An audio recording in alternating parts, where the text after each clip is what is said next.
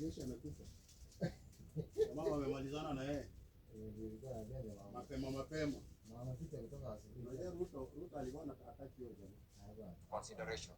The bills are the Independent Electoral and Boundaries Commission Amendment Bill, National Assembly Bill number 10 of 2024, the Ethics and Anti-Corruption Commission Amendment Bill, National Assembly Bill number 11 of 2024, the Election Offences Amendment Bill, Senate Bills number 9 of 2024, the Statutory Instruments Amendment Bill, Senate Bills number 10 of 2024, the Elections Amendment Bill, Senate Bills number 11 of 2024, and lastly, the Political Parties Amendment Bill, Senate Bills number 13 of 2024. The first two bills, Mr. Speaker, were introduced in the National Assembly, and we expected that they will be referred to the Senate in the coming weeks, while the other four bills were read a first time in the Senate yesterday and committed to our committee for consideration. Additionally, Mr. Speaker, we are deliberating on the framework for implementation of the proposals to amend the Constitution as contained in the NADCO and MSWG reports, including matters relating to elections, the establishment of state offices and special funds, and implementation of the two-thirds gender principle in Parliament. Mr. Speaker, in fact, as you speak right now, there is an ongoing joint meeting between the JLAC of the National Assembly and the Senate for purposes of considering a public participation on the IEBC draft bill. Mr. Speaker, I want to assure this House and indeed all Kenyans that this is an assignment that we take very seriously. We shall in the coming weeks be tabling our joint report in the two houses, proposing the framework for implementation of the resolutions and recommendations contained in the NADCO and MSWG reports. On other activities by the committee, Mr. Speaker, during the period under reference, the committee further hosted and held deliberations with the visiting delegation of Murang'a County Assembly Committee on Governance, Labor, Justice and Legal Affairs, and also held engagements with various stakeholders during consideration of legislative business before the committee. In conclusion, Mr. Speaker, I wish to thank your office for the support accorded to the committee in undertaking its work. I also wish to acknowledge the Secretariat that supported the committee and has received from the office of the clerk immense support. Lastly, I wish to commend the members of Justice, Legal Affairs and Human Rights Committee who have been very diligent in executing the work of the committee. Mr. Speaker, I thank you. The Chairperson, Standing Committee on Labour, welcome.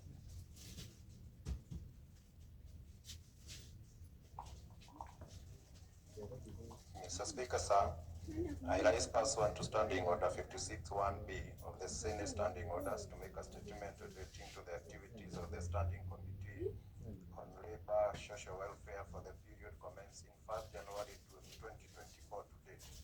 Mr. Speaker, sir, the Senate Standing Committee on Labour and Social Welfare is established under Standing Order 22-28-3 of the Senate Standing Orders and is mandatory to consider all matters related to manpower and human resources planning, pension, gender, culture, social welfare, youth, national youth service, children's welfare, national heritage, betting, lottery, sports, public entertainment, public amenities, and recreation. Honorable Speaker, during the period under review, the committee held a total of 15 sittings, during which it considered 41 statements and 1 bill.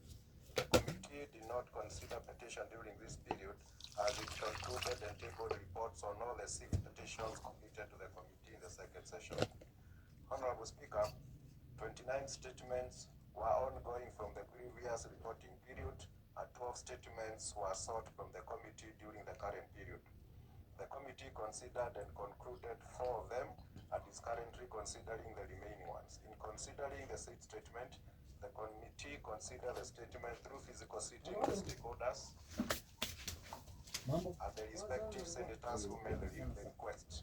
While in other instances, the committee admitted written submissions and shared the response with the respective senators.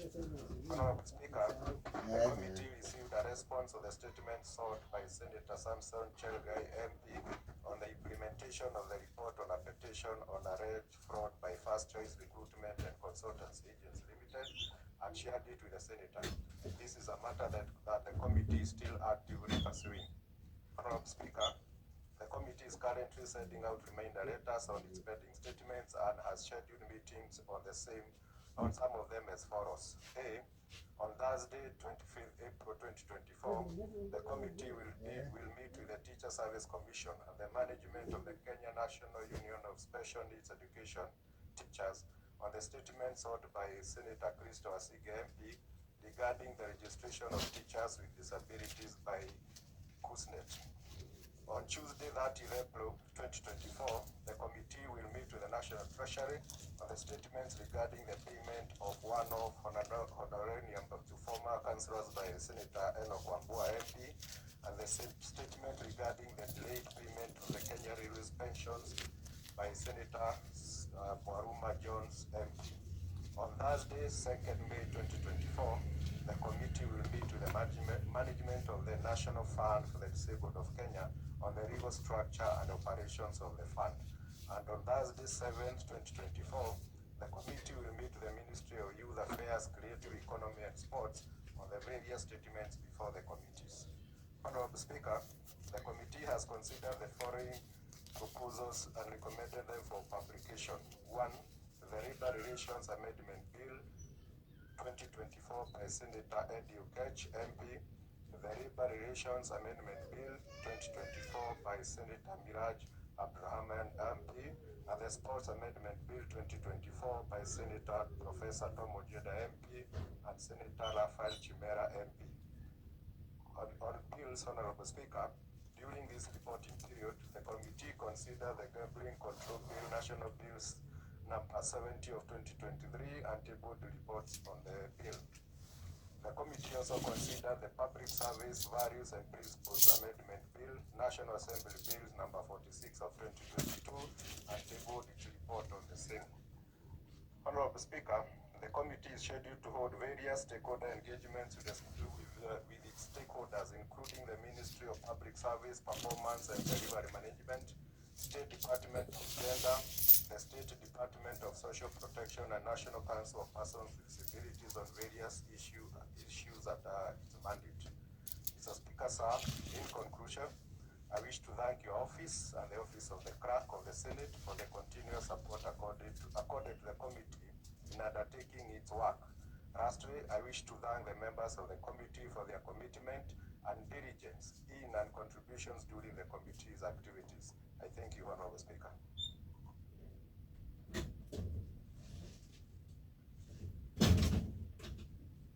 Chairperson standing committee on agriculture.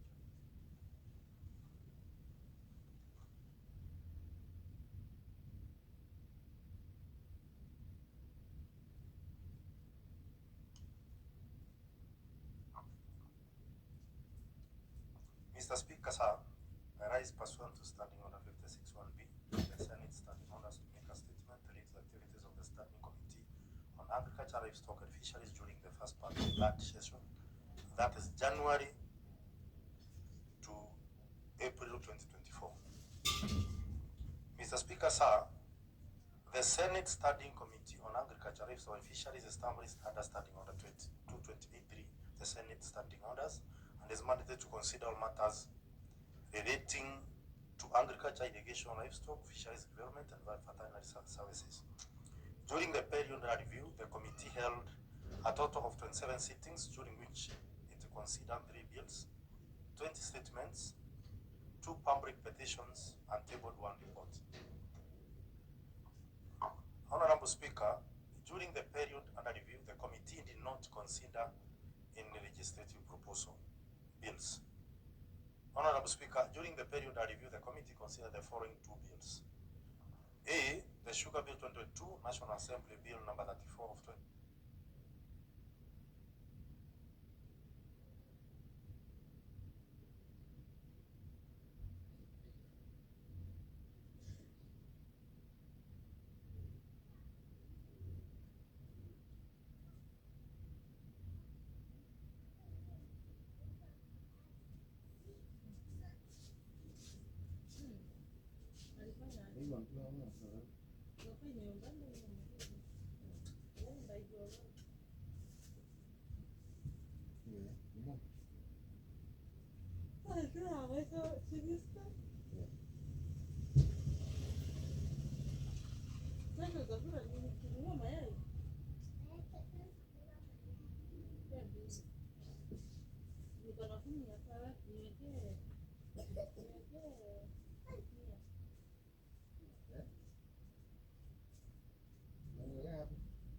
Of the Constitution and Standing Order 145.5 of the Senate Standing Orders through a public investigative memorandum. The committee received submissions from the Council of Governors, Nature Kenya, and the Road Society of Kenya. The committee will conduct public investigation on the bill in various counties from 2nd to 13 May 2024. C. Rice Bill 2023, Senate Bill number 19 of 2023. The Rice Bill 2023, Senate Bill number 19 of 2023 was read a first time on 4th May 2023. The facilitated public participation pursuant to the provision of Article 118 of the Constitution as Standing Order 45 of the Senate Standing Orders to the public advert the committee will conduct public participation on the bill in less growing counties and thereafter table its report. Statements. Mr. Speaker, sir, during the period under review, 20 statements were sought from the committee. The committee has concluded 9 statements having received responses, which were shared with the requesting senator who are satisfied with the responses. The statements are: A. Statement on provision of agricultural extension service in Kisumu County by Senator Professor Tom Ojeda MP. B. Statement on the state of coffee industry in Kisumu County by Senator Professor Tom Ojeda MP. C. Statement on claim payment to enumerators and village elders engaged in data collection for the farmers registration exercise in Nyandarua County by Senator John Medho MP. D. Statement on the statement on promotion of fish farming in Kisumu County requested by Senator Professor Tom Ojeda. E. Statement on the distribution of maize dryers to farmers by Senator Alan Chesang MP. F. Statement on alleged shortage of certified seed supply to farmers by Senator Alexander Munyimundig MP. G. Statement on the state of the livestock sector in Kenya by Senator Abbas Sheikh MP. H. Statement on subsidization of farm input by the government by Senator Alan Chesang MP. And I. Statement on the shortage of sweet fertilizer varieties for farmer in Bungoma County by Senator David Wakoli. Response shared with Senator, but yet to state if satisfied or not. Mr. Speaker, sir, the following 9 statements are yet to be responded to by the Minister of Agriculture, Minister of Water, Sanitation and Irrigation, and Governor from Kakamega County. A. Statement on safeguarding the stability of the agriculture sector by Senator Julius Murgo MP. Statement on the Stone Government Irrigation Project in Ebb County by Senator Alexander Munyimundig. C. Statement on the planned importation of sugar by Senator Edwin Sifuna MP. D. Statement on the non-implementation of the presidential order on the establishment of the National Livestock Development and Promotion Service by Senator Abbas Sheikh MP. E. Statement on the failure to compensate farmers in Ebb County by Senator Alexander Munyimundig MP. F, statement on distribution of subsidized fertilizer to farmers in the North Rift and other parts of the county by Senator Samson Cherargei, MP. G, statement on the purchase of cereals by National Cereals Board and Produce Board from the farmers in Embu by County Senator Alexander Munyi Mundigi. H, statement on the distribution of fake fertilizer to farmers in Kakamega County and various parts of the county by Senator Dr. Mon Arwan, MP. And I, statement on the completion of the Shoro Export Abattoir by Senator Fatuma Duro, CBS MP.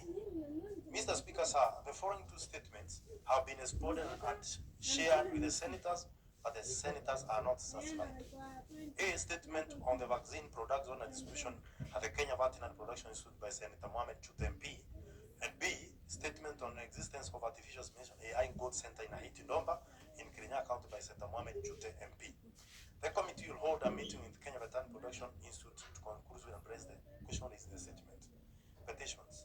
Mr. Speaker, sir, the committee considered two petitions. A, petition on the Ethics and Corruption Commission EAC Syncraft investigation on the West Kano irrigation scheme, and B, petition on the catastrophic maize disease that farmers in Bomet County have endured for the last 12 years. On the petition regarding the Ethics and Anti-Corruption Commission EAC Syncraft investigation on the West Kano irrigation scheme, the committee has met with the petitioner, the person Ethics and Anti-Corruption Commission, the Governor Kisumu County, and the leadership of the West Kano Scheme Cooperative Society who had been adversely mentioned. The committee considered the submission from the Kenya National Trading Corporation, KNTC, and the National Irrigation Authority and resolved to invite the stakeholders involved to another meeting scheduled for 23rd April 2024. Mr. Speaker, sir, on the petition regarding the catastrophic maize disease that farmers in Bomet have endured for the last 12 years, the committee has met with the petitioner and will invite the stakeholders on 30th April 2024 and thereafter visit Bomet and other counties. Stakeholders engagement. Mr. Speaker, sir, the committee attended a high-level parliamentary meeting on enhancing agri-food system transformation on 1st to 2nd February 2024 and the workshop on agriculture produces and other market-related levies on 22nd and 23rd March 2024. Inquiry. Mr. Speaker, sir, the committee is conducting an inquiry into the distribution of fertilizer in various parts of the county. The members of the committee watched an expo titled on the pattern exemption by the African CESA. Following this, the committee resolved to visit depots in various counties and also met with the affected farmers from these counties. The committee thereafter met with the Cabinet Secretary, Minister of Agriculture and Livestock Development, National Cereals and Produce Board, Kenya National Trading Corporation, and Silka Booster Innovate Manufacturer Limited. The committee will this Friday, that is tomorrow, April, meet with Kenya Bureau of Standards, Kelo Chemicals, MEMS Distributor Limited, and all the companies supplying the fertilizer under the National Government Fertilizer Subsidy Program, and thereafter table its report. Mr. Speaker, in conclusion, I wish to thank your office and that of the clerk of the Senate for the continuous support according to the committee in undertaking its work. Lastly, I also wish to thank the members of the committee for their commitment and diligence in the contribution during the committee activity. Thank you very much. Thank you, Honorable Speaker. Signed by Senator James Kamau Murango, Chairperson Standing Committee on Agriculture, Livestock and Fisheries. Chairperson Standing Committee on Health. Vice Senator Mandago. I thought I saw Senator Mandago in the House. Proceed, Senator. Honorable Speaker, statement relating to the activities of the Standing Committee of Health from 13 February 2024 to 28 March 2024, pursuant to Standing Order number 56-1B of the Senate Standing Orders. Honorable Speaker, I rise pursuant to Standing Order number 56-1B of the Senate Standing Orders to make a statement relating to the activities of the Standing Committee on Health during the Part 1 of the third session of the 13th Parliament. Honorable Speaker, the Standing Committee on Health is established under Standing Order 223 of the Senate Standing Orders and is mandated to consider all matters relating to the medical services, public health and sanitation. During the period under review, the committee held 16 sittings, during which it considered one bill, one inquiry, undertook one county visit, and held one stakeholder engagement. For the bills, Honorable Speaker, during the period under review, the Cancer Prevention and Control Amendment number 2 Bill of the National Assembly Bills number 45 of 2022 was committed to the committee on Thursday, 28 March 2024. The committee awaits memoranda submissions for consideration and intends to lay its report thereafter. Honorable Speaker, the committee concluded on the following bills, and the reports are undergoing approval process for tabling by Tuesday, 23rd April 2024. The Community Health Services Bill, Senate Bills number 4 of 2023. The Maternal, Newborn and Child Bill 2023, Senate Bills number 17 of 2023, and the e-Health Bill, Senate Bill number 32 of 2023. On petitions, Honorable Speaker, the committee has concluded its consideration of the petition by Kenyatta University medical students on the engagement and use of Kenyatta University Teaching and Referral and Research Hospital, KUTTRH, by medical students at Kenyatta University. A report on this has been compiled and is awaiting adoption by the committee. On the statements, Honorable Speaker, during the period under review, the committee considered and sought responses on the following 10 statements as follows. Statement by Senator Amida Kibwana, MP, on the circumstances that led to the amputation of baby Jennifer Mwasi's arm at West Hospital in Taita Taveta County. Statement by Senator Amida Kibwana, MP, on the absence of data bank for unclaimed bodies in Kenya. Statement by Senator Joe Nyotu, MP, on the state of medical equipment supplied by Mecascope to level 5 hospitals across the country. Statement by Senator Fatuma Dulo, MP, on the operational state of the Isiolo County Referral Hospital morgue. Statement by Senator David Wakoli, MP, on the assessment of policy on the availability and supply of medical oxygen in Kenya. Statement by Senator Gloria Oropa, MP, on the inadequate bed capacity at Bagathi and Mama Lucy hospitals in Nairobi City County. Statement by Senator Kaduri Murungi, MP, on the delayed remittances of funds by the defunct National Hospital Insurance Fund to health facilities. Statement by Senator George Mbugua, MP, on the expected impact of trained and experienced nurses seeking jobs abroad on nursing services in hospitals countrywide. Statement by Senator Joseph Kamau Kiruku, MP, on the poor state of health care in Lamu County. And statement by Senator Miraj Abdulrahman, MP, on the healthcare provision to teenage and adolescent mothers in public healthcare facilities. The statements are pending consideration by the committee. Correspondences on the pending statements have been forwarded to the relevant stakeholders and awaiting response. Honorable Speaker, on inquiries, during the period under review, the committee finalized its inquiry into alleged irregularities in the procurement of long-lasting insecticide nets at the Kenya Medical Supplies Authority, KEMSA. A report on this has been compiled and is waiting adoption by the committee. Honorable Speaker, further to the above, the committee has resolved to open inquiries into the following topical issues during this session. Inquiry into the access and provision of oxygen in emergency care facilities in the country. Inquiry into the circumstances that led to the amputation of baby Yasir Ridwan's fingers at Kerukoya County Referral Hospital. Inquiry into the death of Wakili Masharia JM at Muranga Level 4 Hospital. And inquiry into the pending bills and fraudulent claims at the National Hospital Insurance Fund. Inquiry into the exchequer funding for the delivery of community health services by non-state actors. Honorable Speaker, on stakeholder engagements and workshop, during the period under review, the committee, in collaboration with the Senate Liaison Office, held one stakeholder engagement with Westminster Foundation for Democracy, a United Kingdom public body dedicated to supporting democracy around the world and working with parliaments, political parties and civil society groups to help make countries' political systems fairer, more inclusive, accountable and transparent. In its quest to implement post-legislative scrutiny as monitoring and evaluation tool on health-related laws, not only on national laws, but also county laws with particular focus on the Health Act 2017. Honorable Speaker, on county visits, ordinarily committees execute the bulk of their work in committee rooms within the presence of Parliament. However, occasions do arise when it is necessary to augment the evidence gathered within the presence with site visits. The site visits, apart from providing first-hand evidence, do avail the opportunity for intensive oversight and extended public participation. Accordingly, during the second session, the committee undertook inspection and familiarization visits to 7 counties, including Kisii, Nyamira, Bomet, West Pokot, Trans Nzoia, and Turkana County. Honorable Speaker, the reports of the said visits have been compiled and are awaiting adoption by the committee. The committee further commits to undertake additional visits of all the remaining counties during the third and fourth sessions. Moreover, on Monday, 25th March 2024, the committee undertook an inspection and familiarization visit to Nairobi City County, arising from the statement sought by fellow honorable members and the general outcry of deplorable state of healthcare services in certain health facilities in Nairobi County.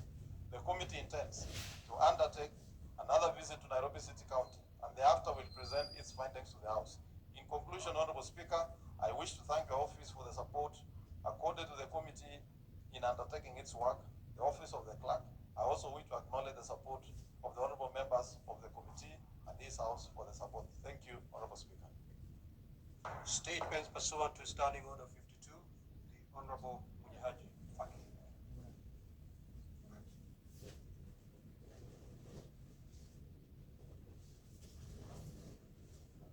Asante Mheshimiwa Spika, nimesimama kuambatana na kifungu cha 52(1) cha kanuni za kudumu za Bunge la Senate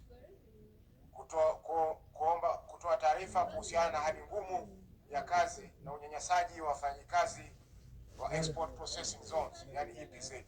Mheshimiwa Spika, nimesimama kwa mujibu wa kanuni za kudumu ya 52(1) kutoa kauli kuhusu jambo linalohusu kaunti nzima kuhusiana na hali ngumu za kazi na kunyanyaswa kwa wafanyakazi wa Export Processing Zone, hususan wafanyakazi wa kampuni ya Ashton Apparels mjini Mombasa. Mheshimiwa Spika, kuna mashirika mengi ambayo yamefungua biashara ya nguo ili kusafirisha kwenda masoko ya Marekani kupitia kwa mpango wa AGOA, ambayo ni sera maalum ya serikali ya Marekani inayochukua bidhaa kutoka nchi za Kiafrika. Lakini fursa hii imekuwa ni sababu ya baadhi ya mashirika yanayofaidi kutokana na mpango huu kukandamiza haki za wafanyakazi, hivyo basi kuhujumu sekta hii ambayo inatoa ajira kwa Wakenya wengi. Mheshimiwa Spika, kumekuwa na visa tele vya ukandamizaji wa haki za wafanyakazi mikononi mwa mashirika hayo kama ifuatavyo. Kwanza, kuzuiliwa kwa wafanyakazi kujiunga na chama cha kutetea haki zao na kupelekea waliojiunga na vyama hivyo kupoteza kazi zao. Pili, Mheshimiwa Spika, hujuma za kijinsia ambazo kina dada wanalazimishwa kushiriki tendo la ngono na waajiri au wasimamizi wa kampuni ili kupata ajira. Tatu, kufanyishwa kazi kwa muda mrefu bila ya kupewa barua za uajiri. Mheshimiwa Spika. Nne, ubaguzi wa ukabila ambapo jamii moja pekee ndio inafanya kazi katika kitengo kimoja au kitengo maalum kwa kampuni hiyo. Mheshimiwa Spika. Ya tano, kufanyishwa kazi kwa muda mrefu katika mazingira duni yenye msongamano na vumbi kupelekea afya za wafanyakazi kuwepo hatarini na kupata magonjwa. Mheshimiwa Spika, mishahara duni inayolipwa na mashirika hayo pia basi kunyanyasa Wakenya, na pia hali tete iliyopo katika mashirika hayo ambapo wafanyakazi hawajui hatima ya siku ya baadaye. Mheshimiwa Spika, majuzi wafanyakazi wa kampuni ya Ashton Apparels iliyoko katika eneo bunge la Changamwe mjini Mombasa walifanya mgomo kutetea haki yao ya kujiunga na chama cha wafanyakazi. Wafanyakazi hao, Mheshimiwa Spika, walitumuliwa na maafisa wa polisi wakisaidiwa na naibu kamishna wa kata ndogo ya Changamwe bila ya kuwa na kosa lolote. Licha ya viongozi wa Mombasa, Mheshimiwa Spika, kuingilia swala hilo, shirika limekataa kukubaliana na wafanyakazi na hivyo basi kupelekea wafanyakazi 2000 kusimamishwa kazi. Mheshimiwa Spika, serikali ya Marekani inazingatia kwa makini haki za wafanyakazi, na iwapo swala hili halitatatuliwa kwa haraka, Kenya iko hatarini kupoteza fursa hii ya mpango wa AGOA ambao ni muhimu vile vile kwa uchumi wa taifa. Yaani Mheshimiwa Spika, nchi kadhaa za bara Asia zimepoteza fursa hii kwa sababu ya kutozingatia haki za wafanyakazi. Hili swala Mheshimiwa Spika ni zito ambalo linapendekeza kamati ya kudumu ya leba na ustawi wa jamii ifuatilie ili wafanyakazi wasidhulumiwe. Asante Mheshimiwa Spika. Statement pursuant to Standing Order 53(1), Honorable Karen Young.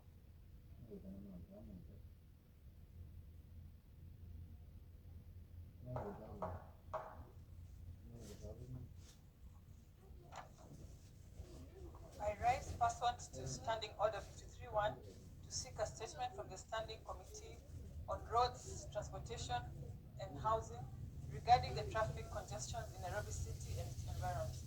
In the statement, the committee should state the major causes of traffic congestion in Nairobi City County and its environs, highlighting the roles played by the public service vehicles, private motorists, and other classes of vehicles in increasing the congestion. Report on initiatives undertaken by both the national and county governments to alleviate the traffic congestion in the city, considering the negative impacts of traffic jams on productivity and the economy. Provide an update on the progress of the implementation of the Bus Rapid Transit System, the BRT project, including the total project expenditure to date, the contracted companies responsible for the project execution, and the projected timelines for completion and handing over for public use. Outline any measures implemented by the government to increase availability of parking spaces within the Nairobi City County. I thank you, Mr. Speaker. Statement pursuant to Standing Order 57-1, the Majority Leader.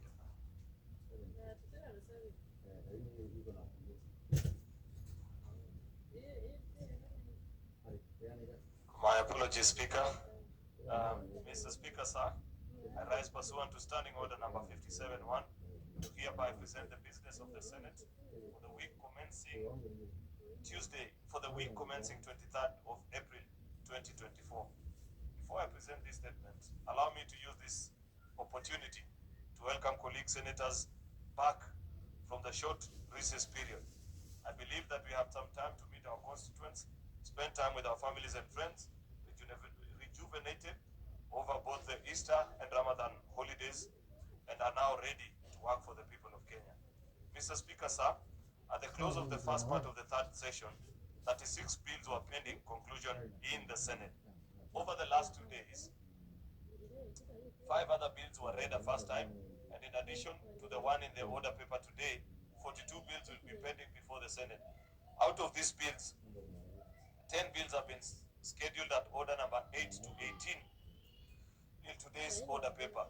From the foregoing, we have resumed regular sittings with our entry already full. Let us redouble our efforts collectively and individually, whether in the committee or in plenary, to ensure that the business before the Senate is dispensed with expeditiously. Mr. Speaker, sir, with respect to other businesses before the Senate, 15 motions are pending conclusion, while 24 petitions are pending before the respective standing committees. Additionally, 336 statements are pending before the respective standing committees, and I urge committees to responsible for the petitions to and statements to expeditiously conclude these matters. Mr. Speaker, sir, I can see the Deputy Minority Whip and the Majority Whip. I think he has stepped up and he was here. I want to urge the officers of the whips to assist us next week, because this week we have not succeeded to carry out any delegation needed votes due to quorum hitches. Therefore, I want to humbly request or direct, not request, Mr. Speaker, Senator Sifuna, yes, Senator Boni to do their best to ensure that these Senate bills are billing. Madam Speaker. Mr. Speaker. That was in good faith. Proceed, Majority Leader.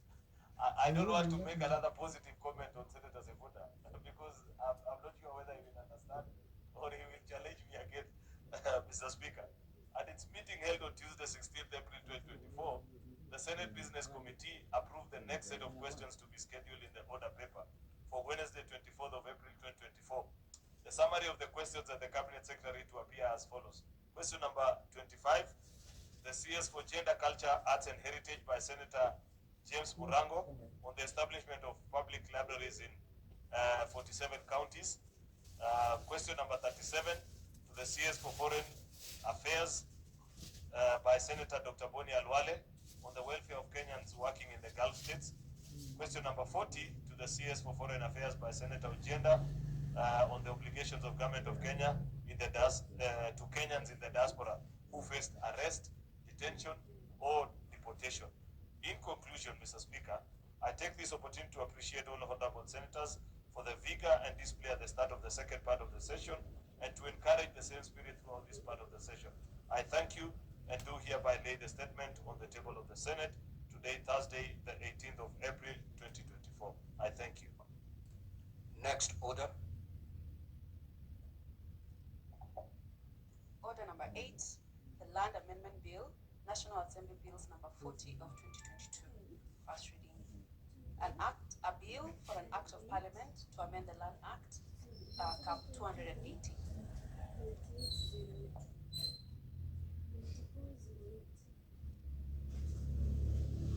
Honorable Senators, you will allow me to rearrange the sequence of today's order paper. We will proceed to order number 13. Dispense with that before we resume the natural flow of today's order paper. Clerk, proceed to call that order, please. Order number 13, the Gambling Control Bill, National Assembly Bills number 70 of 2023. On the interruption of debate, Senator Dawson Mugatana had the floor, and he had a balance of 13 minutes. He's not in the House, so we will proceed. Senator Asige. Thank you very much, Speaker, though I had pressed the microphone to give comment on the statements just read.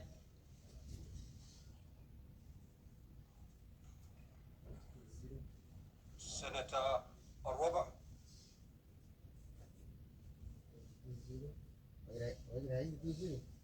Senator Onyonka. Rather, I will call upon the mover to reply. Thank you, Mr. Speaker. I want to thank colleagues who took time to speak to this very important bill. This is an important industry, Mr. Speaker, and it is important that I mention Mr. decided to take my comments yesterday out of context when I said that I don't understand gambling. Mr. Speaker, I decided to say that I'm passing a bill that I have no idea what it is about. Of course, he chose to misinterpret my comments, Mr. Speaker. But I am sure the only thing that he knows better than me that is how to place a bet. Beyond that, Mr. Speaker, we are the same. Because as I explained, Mr. Speaker, this is a very complex industry which many of our young people find themselves engaged in one way or the other. And it is important because in this house you have, apart from being leaders, we're also parents, many of us. In fact, some of us have children the age of Senator Sifuna and I, and they are members in this house, Mr. Speaker, that we must pass legislation that secures the prosperity of our future generations. And therefore, Mr. Speaker, I am particularly impressed that the setting up of this authority, like many colleagues did agree, will actually help to curtail bad betting and gambling behaviors, Mr. Speaker, that is creeping into our society. Mr. Speaker, sir, I am extremely glad also that many of the colleagues who spoke on this matter agreed that they shall actually be sponsoring amendments with regards to particularly two issues that are raised. One is on the fines for violations of various provisions of this bill, Mr. Speaker, which we all agree was too low, Mr. Speaker, to force compliance at 1 million shillings. Secondly, Mr. Speaker, was to conform the board to the tenets of devolution and ensure that the Council of Governors has better representation than what is presently in the bill. Therefore, Mr. Speaker, I want to take this opportunity to urge those colleagues who have promised to file these amendments to do so. I intend to perhaps progress the bill later on next week, subject to the membership of the House being quorate to ensure that we have enough numbers. But before then, I want to request all those that made their submissions and in one way or the other felt that the bill would have been better if this or the other aspect of it was changed. Therefore, Mr. Speaker, with those very many remarks, I beg to reply, Mr. Speaker, in accordance to Standing Order number 66.3, I beg to request that you defer the putting of the question until a later time. I thank you. Very well. The division on this particular bill is deferred to a later date. We will proceed with order number 14. Clerk, proceed to call that order, please. Order number 14, the County Government's Amendment Bill, Senate Bills number 25 of 2023. Second reading. Senator Chirage. Thank you, Mr. Speaker, sir. I rise to move the bill, the County Government's Amendment Bill 2023. Mr. Speaker, by saying this is a very straightforward amendment, and thank you for giving me opportunity to move. I've been waiting long, but I understand the order of the business keep changing, Mr. Speaker. And this is just a way of improving and enhancing and widening and deepening the evolution, Mr. Speaker. And that is why members of public who watch us when we make laws, Mr. Speaker, they should understand that we can make and amend at the same time. We can review because we are the lawmakers. The Constitution, Mr. Speaker, envisages us as the Senate and Parliament of the Republic of Kenya, as per Article 93, Mr. Speaker, that we have power to amend. Mr. Speaker, and therefore the reason we have power of lawmaking is because we exercise the power on behalf of the people of the Republic of Kenya. Each of us, 47 delegations, includes our nominated, we exercise that authority. Therefore, Mr. Speaker, we are the apex of democracy and exercising the free will of the people, Mr. Speaker. So yesterday I had somebody within Parliament trying to issue gagging orders for some of us not to speak about the welfare or concerns that we have, Mr. Speaker. I want to put it without fear of contradiction. There were many people who tried to intimidate us in our previous life, Mr. Speaker. Some of us, Mr. Speaker, were arrested, persecuted, prosecuted. But I want to inform them the price of intimidation is zero, Mr. Speaker. And therefore there is no gagging orders, Mr. Speaker.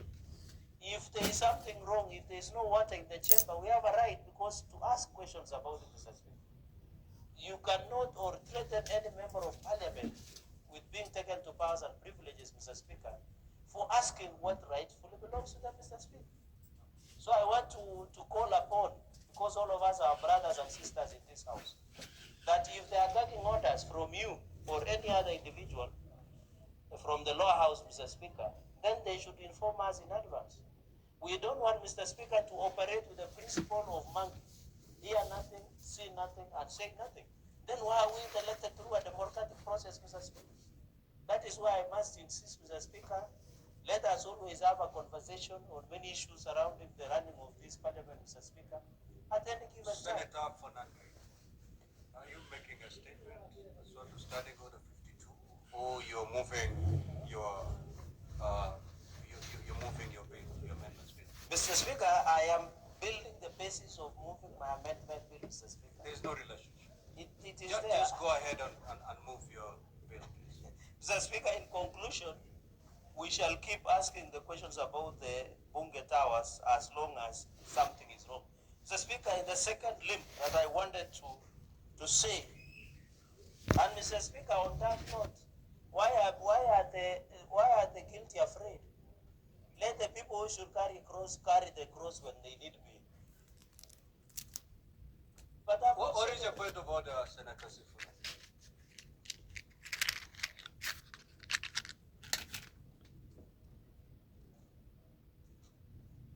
Mr. Speaker, is the Senator Fernandi in order to impute ill motives on members of this House. And I would want him to clarify who are these guilty that are afraid when this discussion on members' welfare is being alleged. Mr. Speaker, I hope he's not referring to the chair, which would be something terrible to do. So please, can he clarify on who are these people who are afraid of discussions regarding the welfare of members?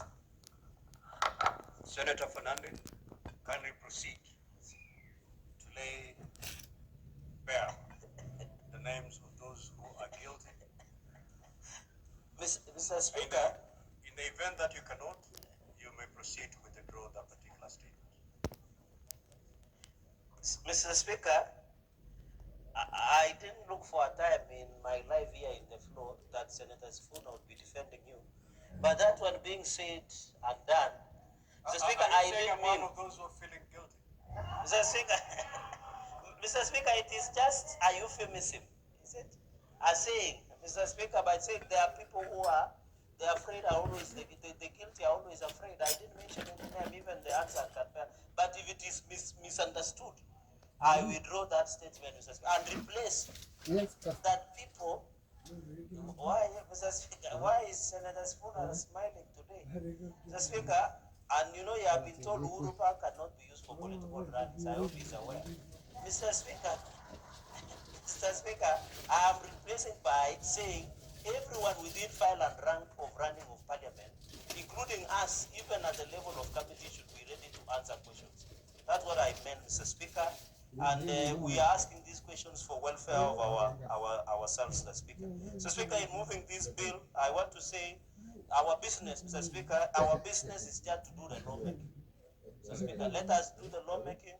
Let us ensure that we give opportunity to members of parliament to do their job. In this amendment, we continue under the County Government's Amendment Bill 2023, Mr. Speaker. I know Senator of Kiambu had an impeachment procedure bill. But even as we wait, Mr. Speaker, for that bill to come, when you look at this amendment, basically, Mr. Speaker, is to increase the threshold for removal of a member of council executive committee. Mr. Speaker, I know you, being the governor emeritus of Kilifi County, Senator Manda being of Atroba, being governors, Mr. Speaker, you understand what it means to have stability and prediction in terms of your committee executive members. And we are just, Mr. Speaker, for understanding of members, we are just rationalizing with the national legislation, Mr. Speaker. Because when you say a third, if you have maybe 80 members, it means 10 of them can just sign and remove that member in CCM. So we are trying to look and rationalize with the National Assembly, not with the national legislation. Because there is a threshold before you impeach or vote of no confidence against the cabinet secretary. So what we are doing, Mr. Speaker, is just to rationalize both so that it becomes easy, Mr. Speaker, where especially so that we bring stability. By the way, Mr. Speaker, in as much as we do oversight against or for county governments and other independent institutions, Mr. Speaker, our goal is not to stifle the flourishing and expansion, Mr. Speaker, of some of the growth of devolution, Mr. Speaker. We want stability, we want predictability, so that when we do oversight, Mr. Speaker, we can therefore do oversight. And this one does not mean that the MCS will always have power to summon CCM to appear before them. Even chief officers, Mr. Speaker, even director of various departments within the county government structure, Mr. Speaker. So what we are just doing is putting a game that has rules, Mr. Speaker. We are putting a stopgap so that it is not open to abuse, Mr. Speaker. You can imagine if it was a third to give a vote of no confidence against a cabinet secretary, Mr. Speaker, against 365 so members of National Assembly. So if you are to do 365 and you choose 365, I think 365, you have to do a third of 365. How many CSs would have gone home? And therefore, we want just to realize, I don't know, there are CSs who are supposed to go home, I don't know. But I'm just saying, Mr. Speaker, it will be an abuse. And when you look at the amendment of section 40, Mr. Speaker, is in essence trying in removal of a member of the executive, county government's number 17 of 2012. It talks about removal of member of a county executive. Of course, the grounds has been laid, Mr. Speaker. Then section 42 says a member of county assembly supported by at least 1/3 of all members of county assembly may propose a motion requiring the governor to dismiss as county executive member, committee member on any of the grounds set up in 6 subsection 1. Mr. Speaker, and therefore, if a motion subsection 2 is supported by at least 1/3 of the members of the county assembly shall appoint a select committee, of course, in the process, 5 members to investigate the matter, Mr. Speaker. So looking at the threshold, we need to rationalize so that, Mr. Speaker, all these are political process. The removal of a CCM, the vote of no confidence, impeachment, Mr. Speaker, right to recall, these are mostly political processes that try to bring accountability in the offices that you hold. Because, Mr. Speaker, when you swear an oath before in Parliament or any other place, Mr. Speaker, you are told to protect the rule of law. So how do you ensure that, and you know, Mr. Speaker, in another law, this is a way of checks and balances. Because how do you checks and balance? One of the ways is to remove somebody who is incompetent in office. Sometimes is to reprimand, sometimes is to recall, sometimes is to show cause, sometimes is to interdict. And some of those aspects that are being given, Mr. Speaker. And I want to thank the Committee of Devolution led by my brother, senior brother, chairperson of devolution, Mohammed Abbas, for doing a good job, Mr. Speaker, especially on this amendment. And therefore, we are proposing, Mr. Speaker, to delete one third appearing afterwards and replace at least the words majority. And I know that has been used before for a majority in part A, Mr. Speaker, removing the two thirds. Not two thirds, removing the one third, putting it to a majority. So if you have members of county assembly, Nairobi County Assembly, Mr. Speaker, they are around, I think, 80. Mr. Speaker, and I am told there is a viral video, Mr. Speaker, of the Speaker of Nairobi County Assembly hugging forcefully or trying to hug forcefully a member of Parliament or member of MCA. And Mr. Speaker, it has caused consternation across the nation. So we want to also advise MCAs not to be forcing people or hugging people forcefully because it can cause a lot of consternation, Mr. Speaker. And I know people like Senator Orwoba were up in arms in social media over that issue. So, Speaker, that is so the issue that we want to ensure is the majority. So if members of county assembly in Nairobi, let's say they are 80, for example, majority of them will be around 50 to 60 MCAs to sign that removal process, Mr. Speaker. And therefore, it ensures stability of your cabinet, Mr. Speaker. Because most of the MCAs fear the governor, but they don't fear CCM, CEOs, or director of finance, Mr. Speaker. So they will rather go for low-hanging fruits in quotes by looking for your CCM, and by then, Mr. Speaker, they can end up undermining and frustrating your development agenda as the governor of that region or that county, Mr. Speaker. On part B is deleting the words at least one third and substituting with majority, Mr. Speaker. And therefore, I think in resolution, this is just a process we are rationalizing. When you look at the parent act, it talks about the Speaker of the Council shall promptly deliver the resolution of the governor. So, for example, the member has the right to appear and be represented. Of course, the Speaker, just for members to grasp what we are just saying is we should subject you to principles of natural justice, Mr. Speaker, through you, and ensure that right to appear, the way we normally do it here, Mr. Speaker, in short, is you appear, you defend yourself, if you have a legal representative, those are principles of right of representation. And the committee you appear, of course, the parent act has provided if they are the committee, if they are substantiated during the county member to be the county assembly shall vote whether to approve the resolution requiring the county executive committee member to be dismissed. And if a resolution, so we are deleting in subsection 6, Mr. Speaker, by deleting a words, a majority appearing after the word supported and therefore with at least 2/3. So that the threshold should be very high, Mr. Speaker, so that we ensure also there is a due diligence, Mr. Speaker. We know in these offices, I remember, Mr. Speaker, we have sat and Senator Sifuna is a member of Public Accounts Committee. It is hard even in the last session, Mr. Speaker, and you have been a governor. It is hard to have a clerk of a county assembly who has survived law. Unless that clerk is a unique creature. Because the threshold of removing such is very easy, Mr. Speaker. Even the issue of CCM, you need also stability as a governor to ensure that your CCMs are not.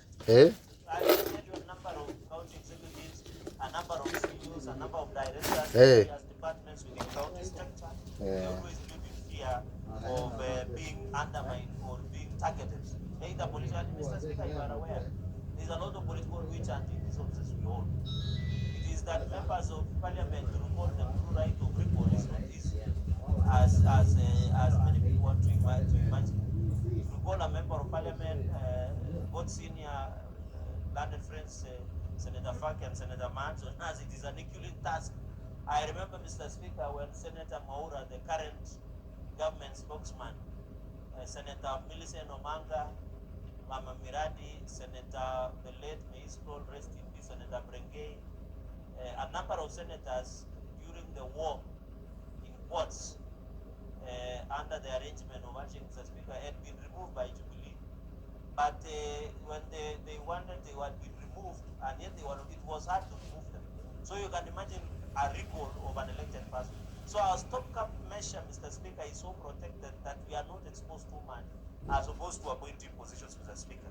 So, Mr. Speaker, that is the essence of this bill. This is a straightforward amendment bill. I want to ask my colleagues, please, let us ensure that we espouse the issues of national values, public power. The principles include good governance and integrity, Mr. Speaker. And of course, our main aim, Mr. Speaker, is the means of ensuring accountability in the exercise of public power, is the oversight members of by the legislature of both governments. And the members this year, Mr. Speaker, appeared both to county assemblies and Senate, Mr. Speaker. And therefore, as per Section 40, the county government provides for procedure for the removal. Office of the county is established by the Constitution. And noting the adverse consequence of removal of impeachment of a member of council. Mr. Speaker, in this house, we have a live example, a testimony by the name Miracle Senator of Kiambu, Senator Kalukutang. He knows, and I hope, believe and pray that he will have a chance to say something about this bill, Mr. Speaker, because he's in the house. I know he has sponsored another bill, impeachment procedure bill, so that he can give us the experience, Mr. Speaker. You know, when you are removed or impeached, Mr. Speaker, the reason we are calling a Miracle Senator is because in his other life as CCM, he had been fought many battles, including being removed during Governor Waititu era. So, Speaker, if you remember, there was a governor in this country called Waititu, Ababayao, and you cannot miss him on the streets of Nairobi, Mr. Speaker. He's a friendly man. So, through that stipulations, there are people who will come back here at some point and got to be elected. But he became a miracle senator by going through that. And this is because of this. Because by the time you recall somebody or impeach, you impeach Mr. Speaker, it almost threatened him not to be elected. And you know, even Governor Sonko, the immediate popular governor of Nairobi, Mr. Speaker, the consequence of being impeached is so painful. You are staying out of office more than 10 years. And if Governor Sonko was even to contest in Mombasa County as a governor, to run for governor, Mr. Speaker, because the Supreme Court, the rule, he would have won to be the governor of Senator Faki at that point in time. But this, Mr. Speaker, that is the pain of being impeached. So these are things we want to ensure. By the time you are impeached, let you have committed a serious offense and sin against man, against God, and against the Constitution of Kenya, Mr. Speaker. Mr. Speaker, thank you for this opportunity, and I hope this is a straightforward amendment. I want to ask my colleagues to allow us to process as much as possible. And with your permission, Mr. Speaker, as I beg to move, I request the chairperson, Senator Mohammed Abbas, one of the wisest senators on the floor of the House, Mr. Speaker, to second me. And I thank you, Mr. Speaker. I beg to move and request Senator Abbas. Thank you, Honorable Speaker. And I thank my friend Shuragay for giving me that kind of title. I think it's a very good race, and I hope to meet that standard. Honorable Speaker, as the chair of the Committee of Devolution, we have gone through all the bills and all the acts in the law, and we found that a lot of actually needs to change or improved. As he rightly said, the mover said, Honorable the CUCs, the county executive committee members are actually people of high calibers. Some of them have been moved from other ministries. There are some of them come from private sectors. Some are actually having their own businesses.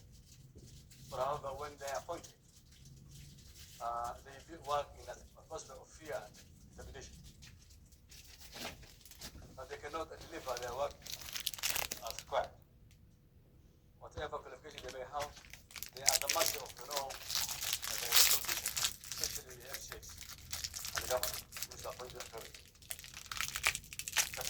our third is actually we felt that does not give somebody security to work comfortably in the environment, I mean, where he works. And therefore, as you're aware, this equally happens, the deputy governors have also equally have the project. Today, as I talk to you, I talk this house, we have 21 cases where deputy governors actually been threatened. And many speakers are actually under threat. Clerks equally the same. So I think if you continue the same thing, then devolution will not work. Then it will work. Will continue to be integrated. This kind of business of trying to impeach people also encourages corruption, and that's where you're seeing we have losing a lot of money in the counties. So therefore, we felt that as a committee, we need to change some of these laws so at least we can have a secure job security for all the members who are working under the county. Like the governor now has 2/3 threshold. For the CECs, as the highest executive next to the governors and the deputy governor, also need to have security for their work. Therefore, Honourable Speaker,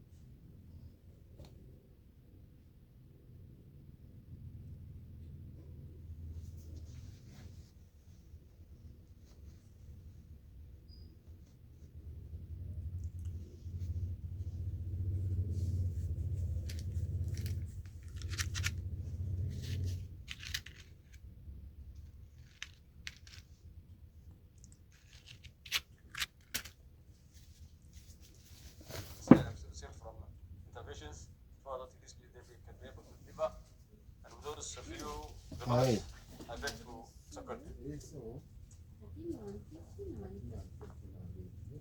Honourable Senators are now proposed a question that the county government's amendment bill, Senate bills number 25 of 2023, be now read a second time. The Honourable Senator Manzo. Thank you, Mr. Speaker. Mr. Speaker, I want to congratulate Senator Chirake, Senator for a great county for having, first of all, come up with this thought and for having drafted the bill very well, very professional. Mr. Speaker, if you look at the other, the other thresholds, other laws affecting any other member is 2/3.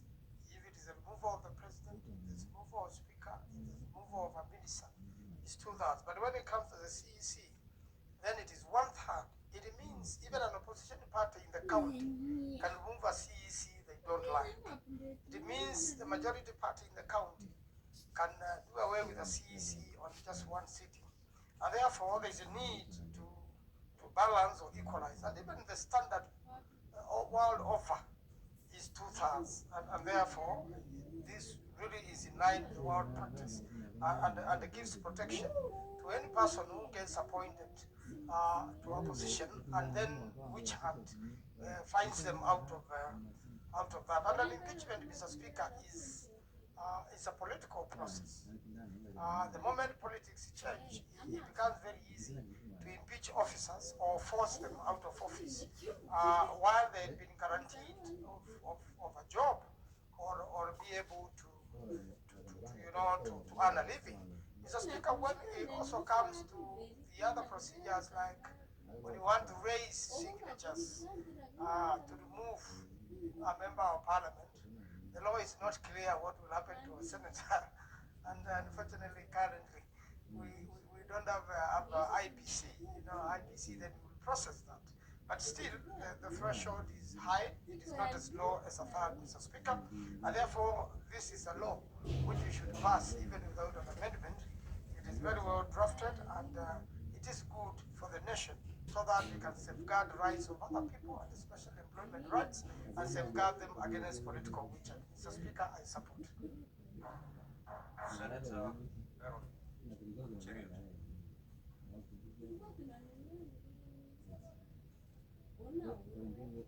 Yes, Mr. Speaker.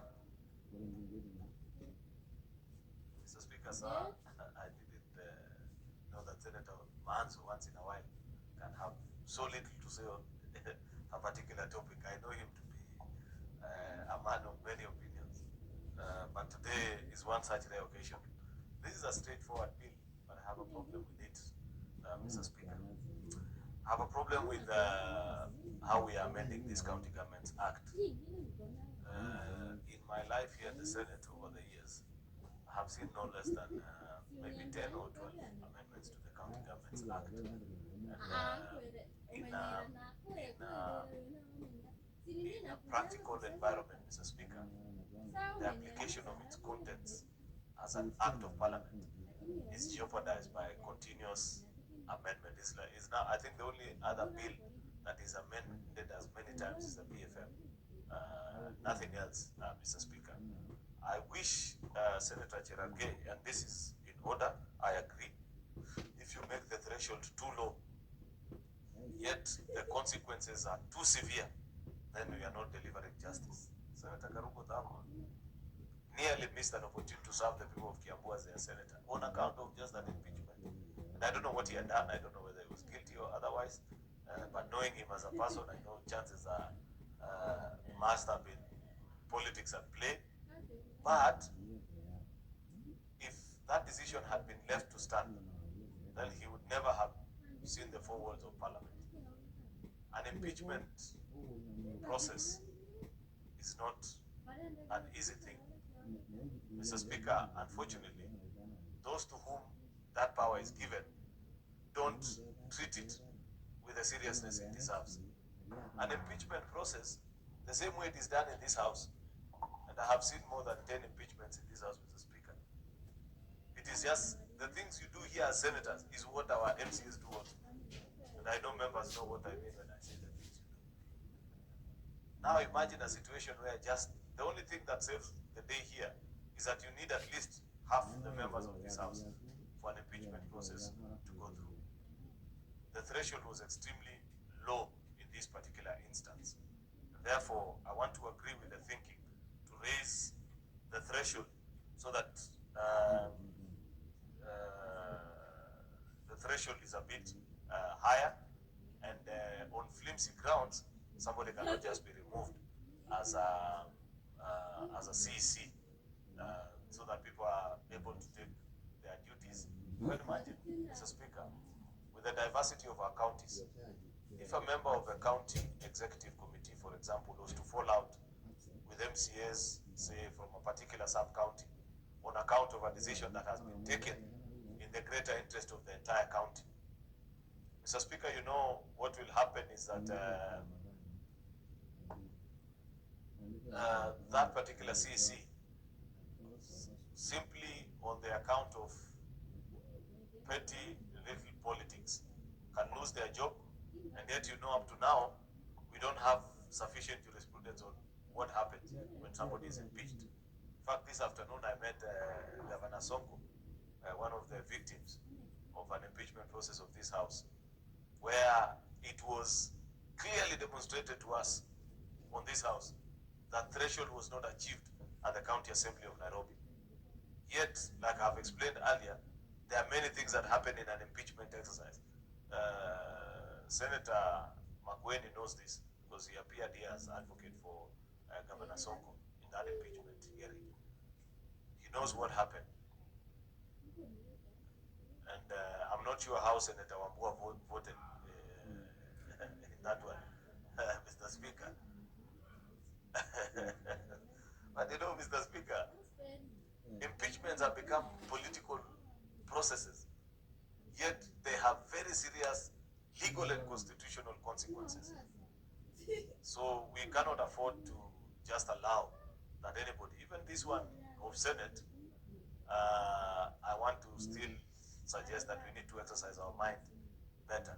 The only unfortunate thing is that it is a constitutional threshold, because it doesn't matter the process. What matters at the end is when they eventually call Godfrey Osoti, Senator for Vihiga, then you rise and say, I vote yes or no. At the end of the day, there's no, it doesn't matter the process that it has gone through. Eventually, or you abstain, like many people, there are people who used to abstain here, Mr. Speaker, on because of many other reasons. Therefore, Mr. Speaker, I like the fact that we are raising the threshold so that, you know, 2/3. By the time 2/3 of the assembly is agreeing and concurring that something is wrong with you, then definitely something is a matter. But a third was too low a threshold. Therefore, Mr. Speaker, I want to urge colleagues that we support this bill. I think it's a good thought, but like I have expressed concern, and I don't know if Senator Abbas is in the House. Yes, he's in the House. Senator Abbas, as our chair for devolution committee, there's something you must do for us. These piecemeal amendments of the County Governments Act are not good. Why do I say they are not good? Because you can imagine, after the passage and assent of this bill in both houses of parliament, and it's assented to, it become you publish a new County Governments Act. I know there are others, I think even on the order paper or slightly later, draft legislative proposals to amend further the County Governments Act.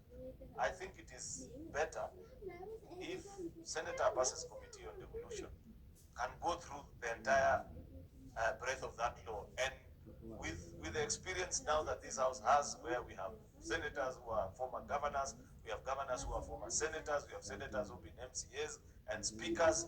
This House is not lacking in terms of the experience that is needed to understand the instruments and the operations of devolution in this country at this particular moment, so that you have a more comprehensive cleanup of that particular law. Remember, when that law was being drafted, nobody had practiced devolution in Kenya. But 12 years down the line, Mr. Speaker, we have learned. We know what can work, what can't work. You know, I personally, even as a majority leader, I have bills that are amending the County Governments Act, establishing the various leadership offices in our assemblies. This is part to the work that we did at NADCO, Mr. Speaker. I wouldn't mind donating that contribution and that legislation to Senator Abbas's committee if they promise to be diligent and conclude on that exercise. There are so many other things, suggestions that you have been given, entrenchment of various offices in the county assembly, Mr. Speaker, so that you have a more comprehensive legislation, a bill that once it is done, then you know that it settles the devolution for another maybe 4 or 5 years before you amend the County Government Act. Therefore, I want to pass on the challenge to Senator Abbas and the committee, because this is the Bible of devolution, the County Governments Act, and piecemeal amendments to it. We are not doing justice to those who practice using this law.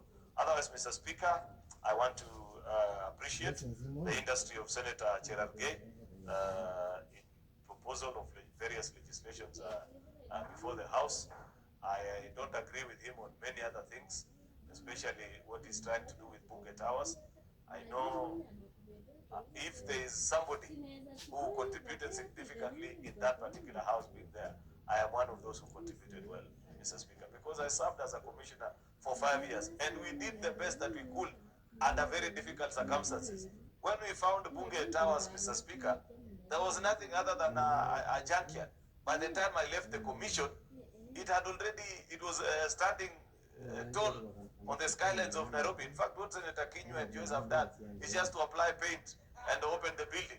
The real bulk of the work was done by the previous commission. I don't know why Senator Cherargei all of a sudden, I know he loves his office in KICC for reasons that I cannot discuss on the camera, Mr. Speaker. Why can't he remain in KICC without disparaging our very ultra-modern building of the Bunge Towers, Mr. Speaker, because that building, I know it has state-of-the-art facilities, committee rooms that are modern. I know they have not concluded many of the things that need to be done there, but I know that that building is built well. The offices may not be as large as members would have wanted, but I know, and I don't know if that is still the plan because Kinyu and Joyce are not there.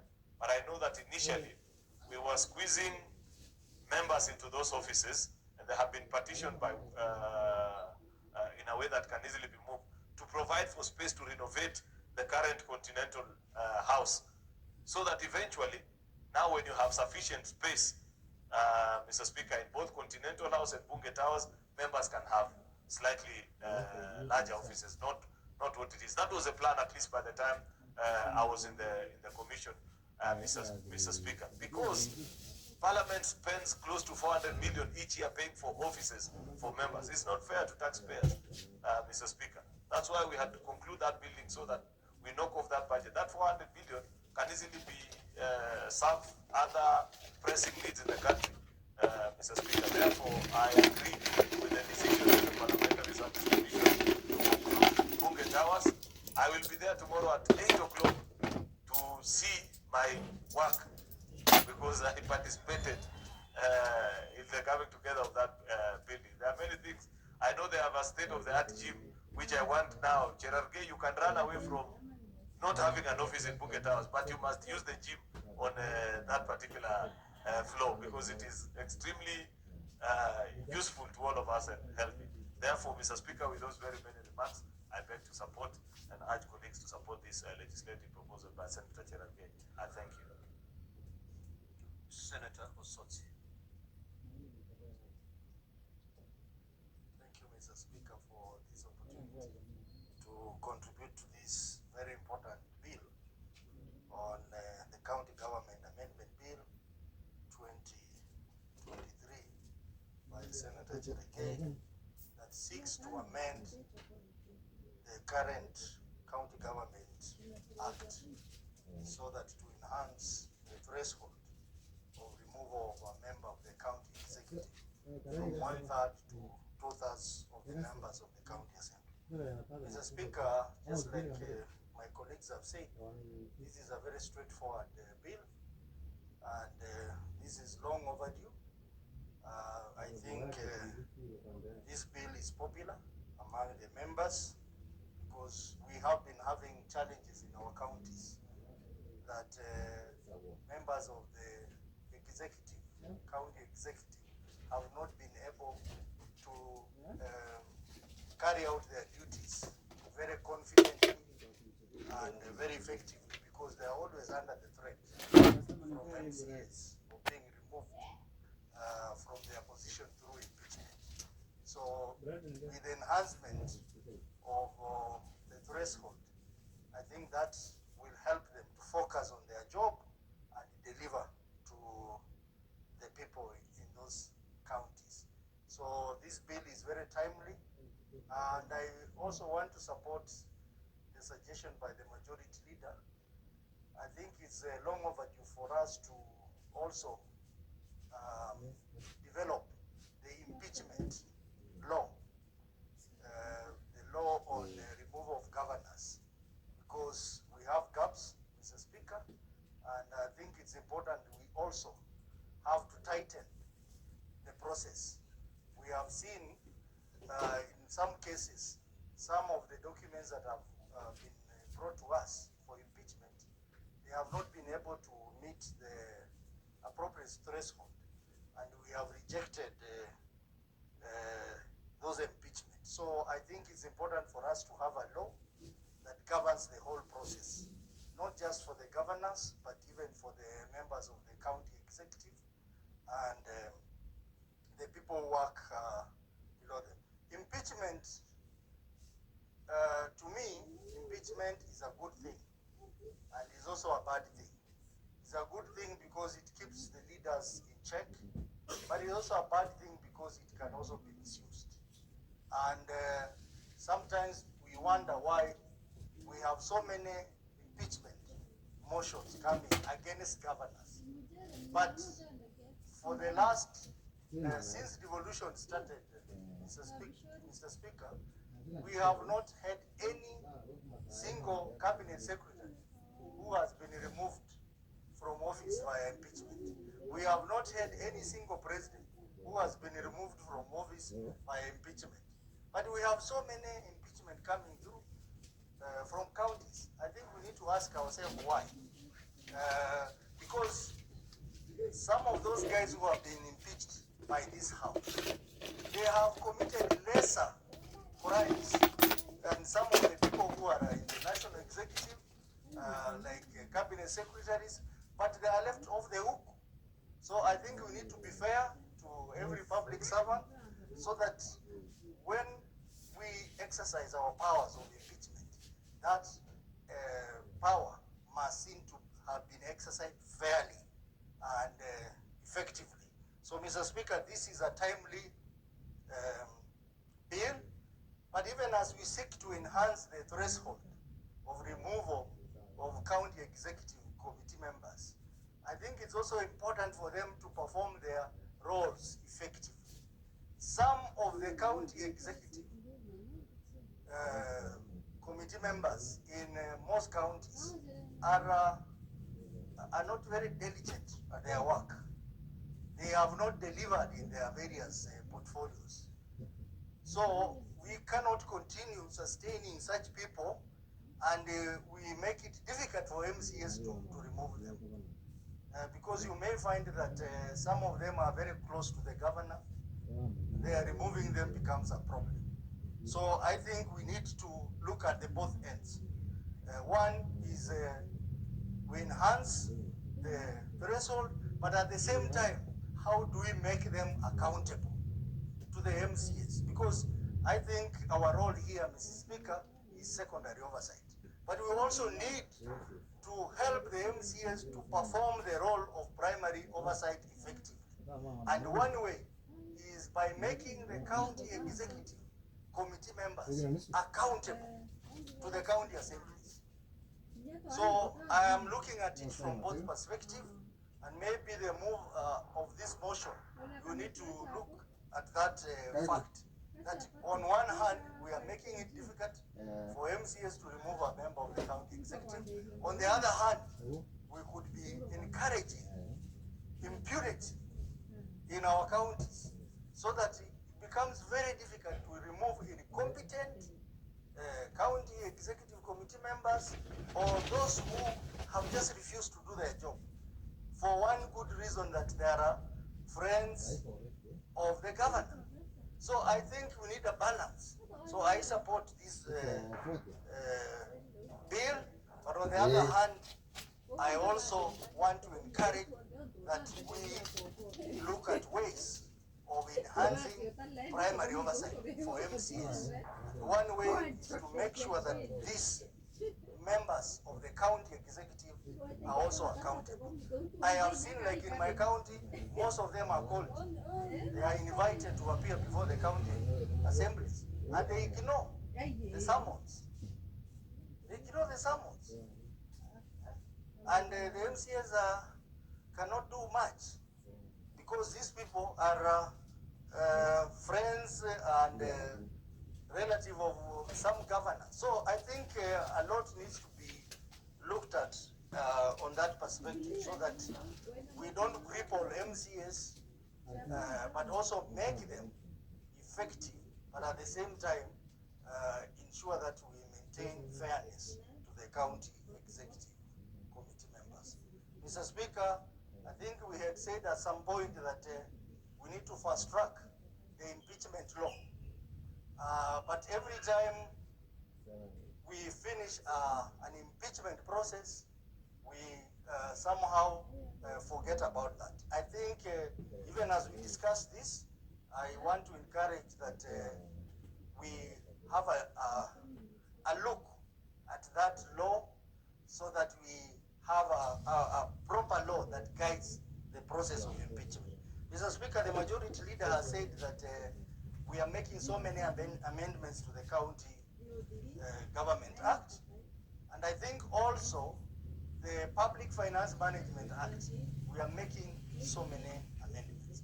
Maybe it is a time that we need to have a holistic view of some of these laws that are attracting so many amendments, like the Powers and Privileges Act, Public Finance Management Act, County Government Act, and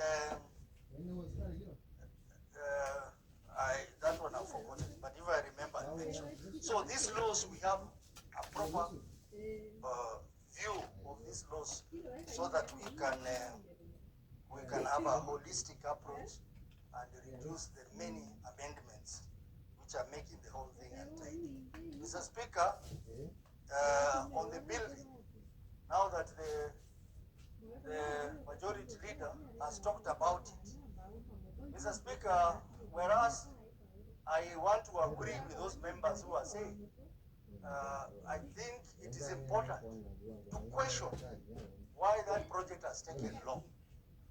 It is important to question why it has exceeded the budget.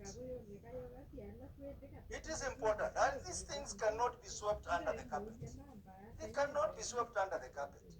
I was a bit perturbed when I heard the Speaker of the National Assembly cautioning members that we should not discuss this matter. Mr. Speaker, Parliament is a house of free speech, freedom of speech. I mean, we cannot be intimidated not to talk about our own welfare here. We cannot be intimidated. We have to talk about it. And you know, someone was saying, we want to see how Parliament will oversight itself. I think the relevant committee should do that. They should look at this matter. But on the other hand, Mr. Speaker, I agree on the suitability of the office. I have been to that office. I have been allocated an office. Mr. Speaker, I've never had an office like the one I have been given. So, I want to move into the new office like tomorrow. But at the same time, I'm questioning the other concerns that are being raised by the members and the general public on the length of time and the cost of the project. Mr. Speaker, I support this bill. Senator Orwoba Magoma Gloria. Thank you, Mr. Speaker. I had requested formally that I'm referred to as Senator Gloria Orwoba. I don't know whether they forgot to remove that name there in the middle. The one that I don't want, that one. Thank you, Mr. Speaker. I rise to support this bill by Senator Cherargei. Mr. Speaker, I have the privilege of coming from the corporate background. I have worked in various industries, in the field of architecture, construction, in the field of production, the creative industry. And one thing that is usually clear from the corporate world is that institutional memory is a key thing that is valued. So when I look at how some of these county governments are being run, you know, with a high turnover of staff members, it is really something that we have to legislate. And I'm happy that Senator Cherargei has brought this bill. Mr. Speaker, you know that a county executive member is a very senior position and has very high responsibility. These are the guys who are tasked with the duty of preparing county policies, budgeting, the budget planning, implementation of all the bylaws that are passed in the county assembly, and they are also there to give reports of the operations and the ongoings of the county government. When you look at this kind of responsibility, this is definitely a role that should be protected and should not be taken as a casual laborer. And hence, moving the threshold from a third to two-thirds is not only something that we should do with the County Government Act.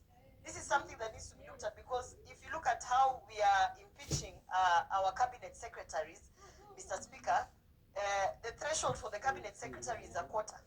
So therefore, that is also something that needs to be amended, because at the end of the day, it is not about whether 10 people or a handful of people do not like an individual. It is about how we are going to sustain the operations of that county government, Mr. Speaker.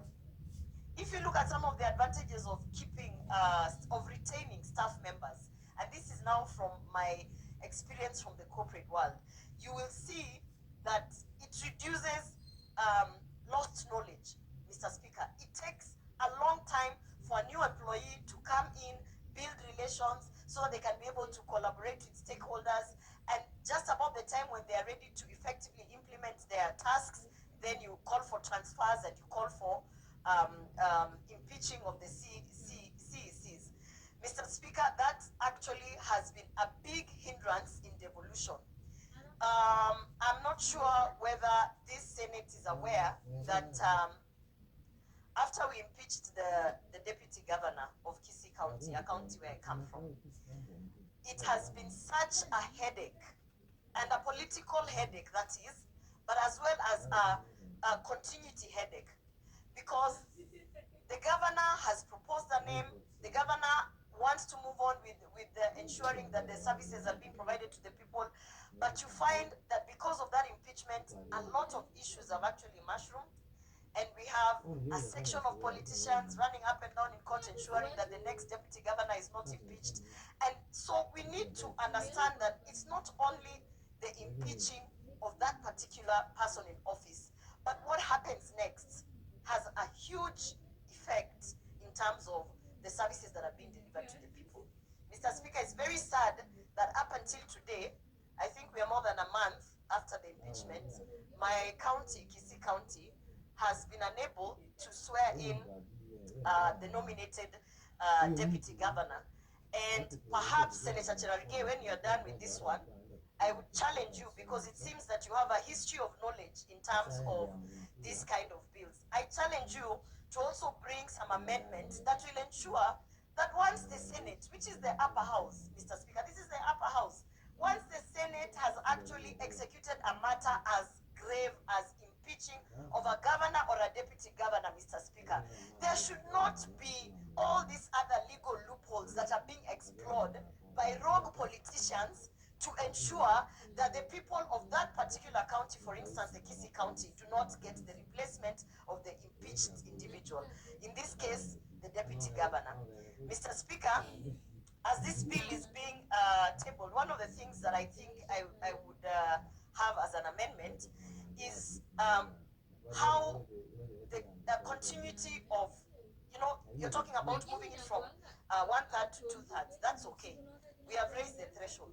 But in the event that the threshold has already been raised and actually still a CEC is impeached, we need a transition plan that is within a legal framework. Because sometimes you have a governor wanting to get rid of their cabinet, and then it takes up to 5 or 6 months again because of all the loopholes, people running to court and all this. There has to be a piece of legislation that is brought to this house, the upper house, that is there to protect devolution, to ensure that devolution is working. So the business of impeaching CECs, governors or deputy governors, should also be accompanied with the business of business continuity. I don't know whether I'm making sense. Therefore, there has to be a framework. There has to be a framework on, I know we are guided by the number of days, 14 days after you should bring a nominee, blah, blah, blah. But we have to make that process more efficient by legislating what happens next after that impeachment. Mr. Speaker, I've heard my colleagues saying that we are only impeaching governors and deputy governors, and we are not impeaching anyone else. If I'm not wrong, there is a motion actually in the National Assembly that deals with all issues on oversight of the national government. There is a motion to impeach a cabinet secretary there. And Mr. Speaker, if you ask me, I think that there should be a fast time for everything. And I truly hope that that motion in the National Assembly is taken seriously. And if you ask me, if there are grounds enough to impeach that cabinet secretary, because the issue of fake fertilizers is something that we don't take lightly. If the grounds are there, Mr. Speaker, let it be an example so that also other cabinet secretaries who are taking their appointments lightly will understand that they might have favor from God and favor from the appointing authority.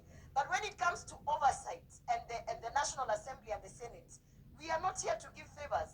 We are going to do our work as it is, and therefore, I think a very strong message, and I'm glad that we're discussing about only impeaching governors and deputy governors and why we are not impeaching cabinet secretaries. We should even be asking, why are we not impeaching state CEOs of state agencies? Because, Mr. Speaker, sometimes you look at the work that we are doing in these committees. We are constantly calling in CEOs of state agencies, calling in who and who. Our business is just, inviting these people, explain this, explain that. But we should actually legislate on a threshold. How many times can you be called because your ministry or because the institution that you're running and you're the person that is in charge? How many times do we have to call you to keep asking you what is happening, what is happening? At one point, Mr. Speaker, we honestly need to have a way to impeach these people, because, Mr. Speaker, there is also a very misconstrued notion that some of these cabinet secretaries have favor. They are the favorites of the president, so they think that they can get away with anything, Mr. Speaker. It is a fallacy, Mr. Speaker, it's a fallacy. By the way, the president, you can be his favorite, whatever, but as long as you are not working, as long as you're not delivering to the people, he is very clear, and he keeps saying that, I have not appointed you because you are unfair. I've appointed you because you're supposed to deliver to the people. So when I look at this piece of legislation that Senator Cherargei has brought, I think it should be scaled up to cover so many other people who should be impeached. And we probably need to look at those state agencies in a manner that if they affect county governments, those impeachments should be carried out here. Because sometimes I think, and I think this is one of the moments where I suspect the president requires that we also do our work as legislators, as members of these two houses who are carrying oversight, to ensure that if there's anyone sleeping on the job, we don't have to wait for him to do a cabinet reshuffle or drop someone. We can just do our work here as the holders and the protectors of devolution. Mr. Speaker, I do not want to comment about the Bunge House, but I want to encourage my colleagues that the work that we have been given here, some of us have been conducting this work without offices. As a matter of fact, I've not had an office given to me by the Senate. And so therefore, now that we are being allocated offices, it is just one thing to make your work easier. However, I must say this, and I say this very carefully, that my background is in architecture, and when I looked at how some of those the use of space in that building was granted, Mr. Speaker, there's someone really slept on the job, or there's someone with fake papers, fake architectural papers, who must have been given that job to design. Because, Mr. Speaker, there are some offices that don't have windows. There are some offices where you have to sit in under air conditioning for all the hours. We put in 4 hours. 4 hours in chambers in the afternoon. Some of us were in committees from 9 o'clock to, and then we also have to see the electorate. How will you be sitting under the air conditioning? So when I see some of the Senator Cherargei raising concerns, I can tell you that those concerns are valid, Mr. Speaker. I know that my area member of parliament, who from Bobasi constituency in Kisii County, I know that he's involved as a quantity surveyor.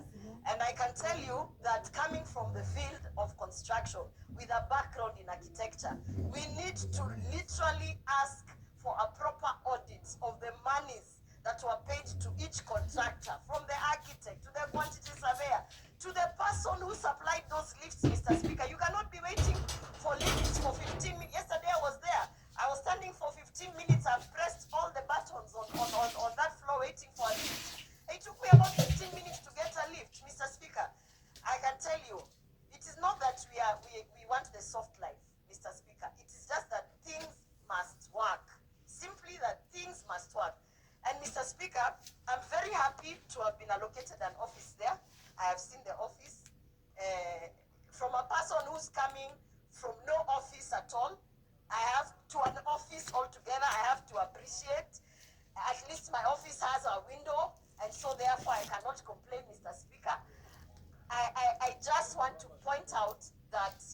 as legislators with different delegations of people to address, Mr. Speaker.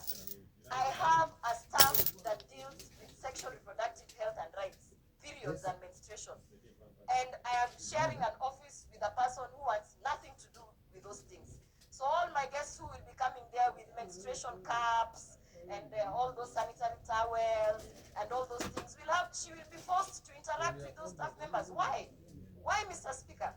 Why? What was the necessity of forcing legislators who have nothing to do with each other's constituencies to share an office? For what reason, Mr. Speaker? At the cost of 9 billion, at the cost of 9 billion, and I don't know how many years, Mr. Speaker.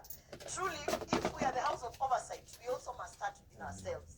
We have to oversight ourselves. And if there is money that has been spent that we cannot see from the auditor, starting from my member of parliament in Bobasi constituency as the quantity surveyor, they should be called to order. Let them refund that money. You cannot be billing for services that you never provided. And if at all they have already spent that money, I know that we are talking about asset recovery and the other institution that we were questioning here. We are willing to also take back the assets that they have acquired through the proceeds of this particular issue. With those few remarks, Mr. Speaker, I want to say I will be there tomorrow.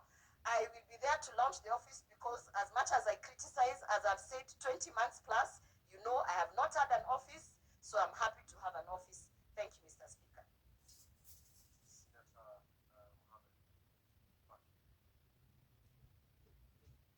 Mheshimiwa Spika, pia kunipa nafasi hii kutoa kauli yangu kuhusiana na mswada ambao umeletwa bungeni na Seneta Cherargei.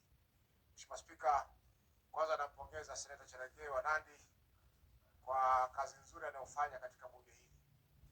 Tulipompokea hapa mwaka 2017, Mheshimiwa Spika, Seneta Cherargei tulimpa wadhifa wa mwenyekiti wa kamati ya sheria na haki za binadamu. Na hapo ndio tuliweza kumnoa kwa sababu katika kamati hiyo ilikuwako mimi, alikuwako wakili Fatuma Dulo, wakili Amos Wako, Okongo Mogeni, Orengo, na wote hawa tulimpa mikoba ambao anaendelea kutumia mpaka sasa. Kwa hivyo Mheshimiwa Spika hawezi kukosea. Vile vile ningependa nimpongeze kwa kauli aliyotoa jana kuhusiana na jumba la bunge Tower. Mheshimiwa Spika, kuna wabunge zaidi ya 400, wengine watachukua ofisi pale. Kwa hivyo usalama wao, Mheshimiwa Spika, ni kitu cha muhimu sana. Tukija katika mswada huu, Mheshimiwa Spika, naunga mkono mwekwa kwa ile inaitwa threshold ya 2/3 iwapo unataka kumuondoa mamlakani waziri katika kaunti zetu. Mheshimiwa Spika, tumeona kwamba mawaziri katika kaunti zetu hawajakuwa na msisimko wa kisawasawa, kwa sababu mara nyingi wanaangalia gavana anafanya nini. Na wakati wako karibu sana na gavana, member wa county assembly, wabunge wa bunge la assembly wanachukua hiyo ni kuwa ni unyonge, na kwa hivyo wanaweza kuwatoa mamlakani kiholela. Hii sheria, Mheshimiwa Spika, itasaidia pakubwa kuweza kuleta haki katika wale ambao wanataka kuondolewa katika mamlaka ya uwaziri katika kaunti zetu. Mheshimiwa Spika, tumeona kwamba mara nyingi magavana wanabana sana, wanakaba sana kutoa mamlaka kamili kwa mawaziri. Utapata kwamba waziri mara nyingi anaangalia gavana anasema nini ndio afanye kazi, Mheshimiwa Spika. Na wakati wakichaguliwa, Mheshimiwa Spika, wanaapishwa kwamba watafanya kazi kulingana na sheria, watafanya kazi kulingana na katiba ya Kenya. Wewe Mheshimiwa Spika, karibu Mama Orange. Naona umeingia na unahanya mbele yangu na wakati mimi naongea, Mheshimiwa Spika. Wewe Mheshimiwa Spika, karibu Mheshimiwa. Sikubadilika safi Kiswahili. Mheshimiwa Spika, tunasema kwamba ni swala muhimu kwamba kuwe na mamlaka au kuwe na threshold fulani ya kuhakikisha kwamba wale ambao wanataka kuondolewa mamlakani wanatendewa haki, Mheshimiwa Spika. Mheshimiwa Spika, kumuondoa mtu mamlakani kama vile ambavyo aliondolewa naibu wa gavana wa Kisii mwezi uliokwisha, ni jambo ambalo ni zito sana kisheria, kwa sababu unamfunga yule mtu kimaisha yake, hawezi kufanya tena mambo ya siasa, na hata kupata kazi katika serikali inakuwa ni shida. Kwa hiyo lazima kuwe na kiwango fulani ambacho kikifikiwa ndio mtu yule anaweza kutoka kwenye mamlaka. Mheshimiwa Spika, mengi yamezungumzwa kuhusiana na masuala ya kuondoa mamlakani viongozi. Sisi kama bunge la Senate, Mheshimiwa Spika, tuna mamlaka ya kumuondoa hata rais, lakini cha kusikitisha Mheshimiwa Spika ni kwamba hatuna mamlaka ya kumuondoa waziri katika serikali kuu. Tuliona hapa kwamba kuna mawaziri ambao wana utepetevu mwingi katika kuendesha kazi zao, lakini Mheshimiwa Spika, hatuna mamlaka ya kuweza kuondoa. Naibu wa kiranja wa upinzani Mheshimiwa Spika, Seneta Sifuna alileta hoja ya kumsensha naibu wa rais, lakini Mheshimiwa Spika, hoja ile haikuona jua. Sina neno la Kiswahili ambalo naweza kutumia kwa sasa, tukasema nitumie kashfa ni criticize, kashifu. Mheshimiwa Spika, motion ile ama hoja ile haikuweza kuona jua kwa sababu ya yale mamlaka ambayo yamewekwa katika hii bunge ambayo mara nyingi yanahujumu kazi za wabunge na maseneta. Kwa hiyo Mheshimiwa Spika, naunga mkono hoja hii na tutasaidiana kuhakikisha kwamba imepita ili tunaweza tuweke sheria ambayo itasaidia kuongeza uwazi katika kaunti zetu. Asante Mheshimiwa Spika. Senator Seki.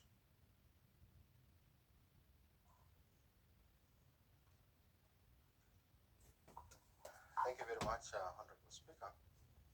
I also want to come very strongly to support this amendment on the County Government Act or bill. And I want to appreciate and thank the Honorable Member, Senator Saragay, for coming up with this amendment of legislation. I believe that this will be quite in handy in terms of counties, particularly on the section of county governments, the CCs, who have been removed with no reason sometimes by governors in the counties.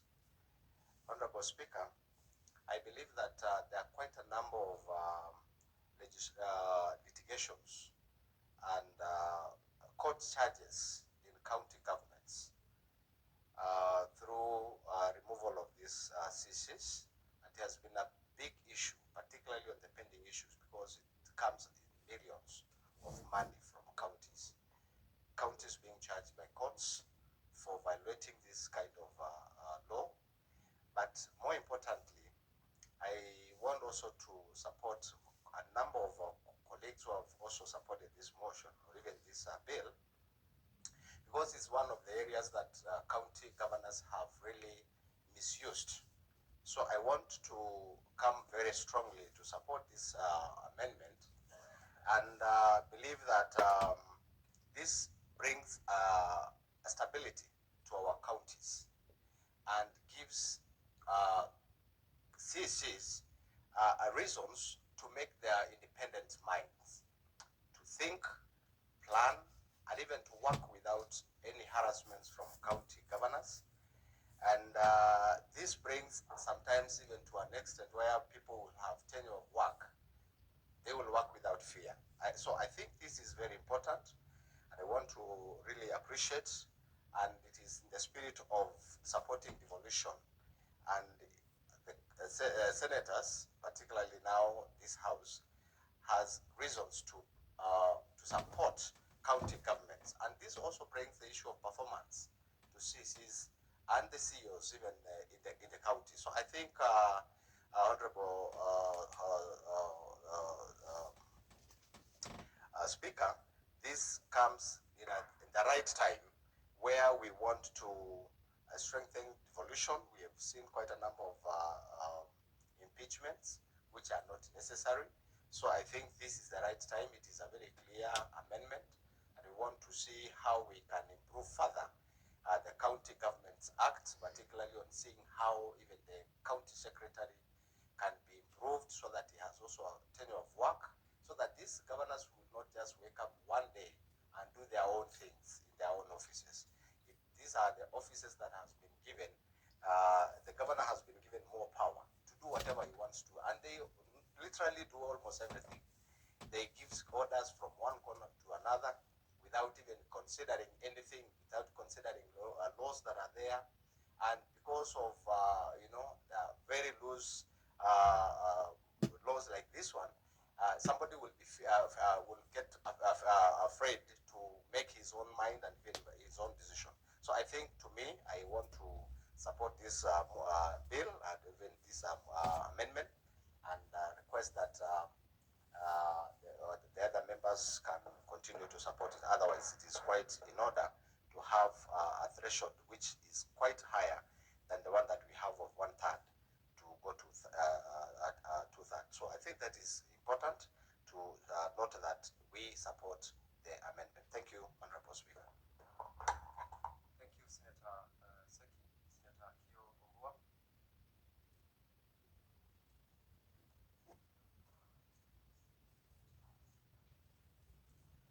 Thank you, Mr. Speaker. Mr. Speaker, I rise to support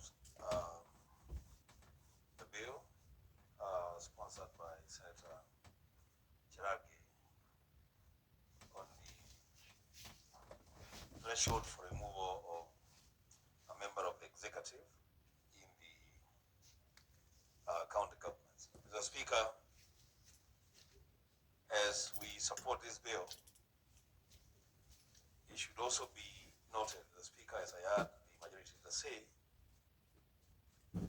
this patchwork, maybe at some point we may need to deal with it and come up with a complete legislation, especially on the matter of the removal from office of both the Senate, both the governors and members of the executive in the counties. I say this, Mr. Speaker, because the county assemblies must be supported to continue to exercise the provisions of Article 185 of the Constitution to oversight the executives, but they should also respect the principle of separation of powers between themselves and the executives. I am of the view, Mr. Speaker, that actually the place where we should have started, and I saw it starting here,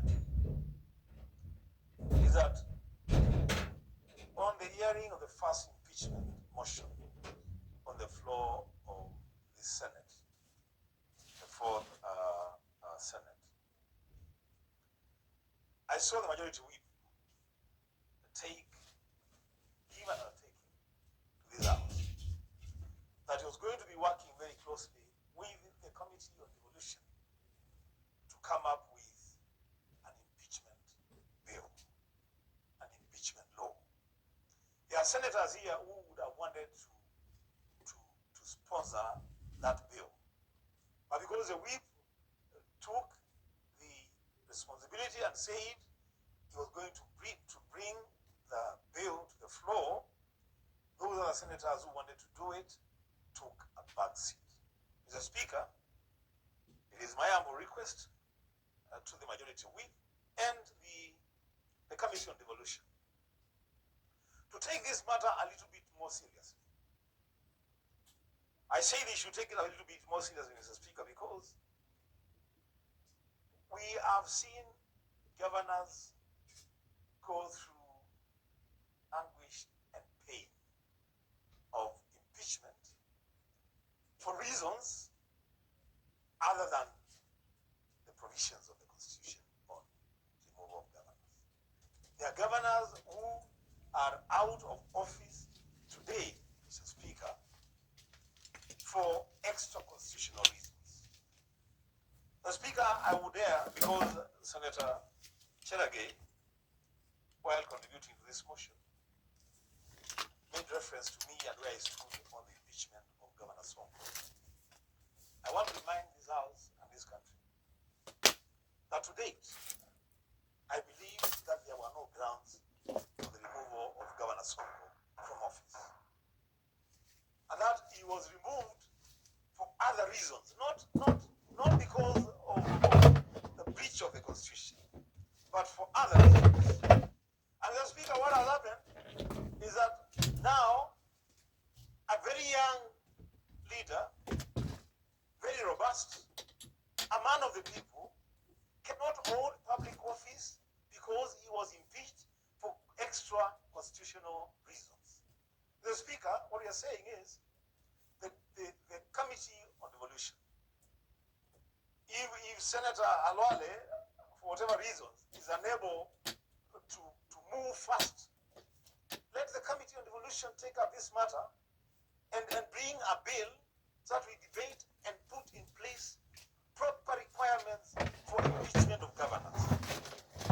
Mr. Speaker, some of the things that we're being treated to in this House are personal vendetta. Somebody has disagreed with their political party. This House has no business fixing disputes in parties. That is not our problem. Or somebody maybe has a business has gone sour with some other people. It is not the business of this House to fix those relationships. Mr. Speaker, we need a watertight impeachment law. In fact, Mr. Speaker, I would dare say that we as a House, we as Parliament, have failed this country. We have failed this country because when you look at Article 181 of the Constitution, as a Speaker, if you allow me, for purposes of clarity, I would want to read a section of that provision. Article 181(2) of the Constitution on removal of a county government. It says, Parliament shall enact legislation providing for the procedure of removal of a county governor on any of the grounds specified in Clause 1. Mr. Speaker, we are required by the supreme law of the land to come up with an impeachment law. We have not done that. Now, what is going to happen, Mr. Speaker, is that the lower house will realize that we are dallying on this matter, and you will see them originate an impeachment law from the lower house, and they will just bring it here for concurrence. And yet, Mr. Speaker, we are the people charged with the responsibility of protecting and defending devolution and county governments. Mr. Speaker, with those remarks, I want to support the threshold, the enhancement of the threshold for removal of the CECs. But as I said, Mr. Speaker, we must also be very, very careful to strike a balance, so that, again, we also don't curtail the operations of the county assemblies, because it is their responsibility, it is their constitutional mandate to hold county executives to account.